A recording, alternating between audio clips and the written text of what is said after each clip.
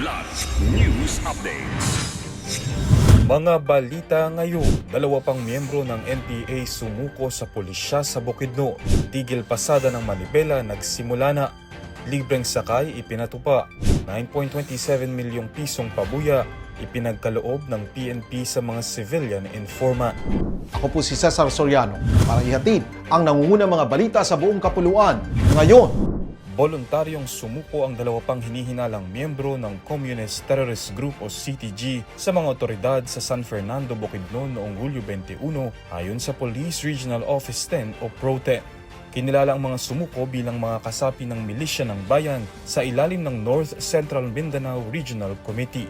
Kasabay ng kanilang pagsuko, isinuko rin ang dalawang improvised 12-gauge shotgun at 5 bala.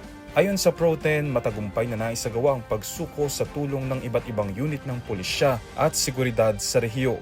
Nasa kustodiya na ng mga otoridad ang dalawang dating miyembro ng CTG para sa debriefing, profiling at iba pang kaukulang proseso.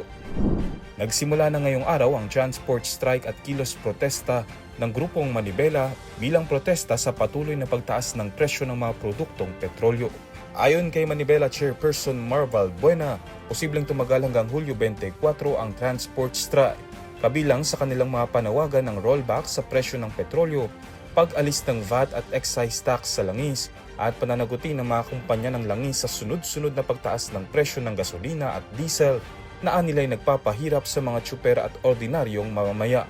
Samantala nagpatupad ang Department of Transportation o DOTR, katuwang ang iba pang ahensya ng pamahalaan at mga lokal na pamahalaan ng libreng sakay upang matiyak na hindi maaabala ang biyahe ng mga pasahero sa gitna ng tigil pasada. Nagkaloob ang Philippine National Police o PNP ng 9.275 milyong pisong pabuya sa mga civilian informant na nagbigay ng impormasyon na nagresulta sa pagkakaaresto ng 21 most wanted persons na nahaharap sa iba't ibang mabibigat na kaso.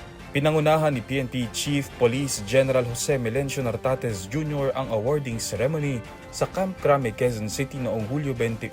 Kasama sina Police Lieutenant General Bernard Banac, Police Major General Wilson Joseph Lopez at Police Brigadier General Arnold Pardiente.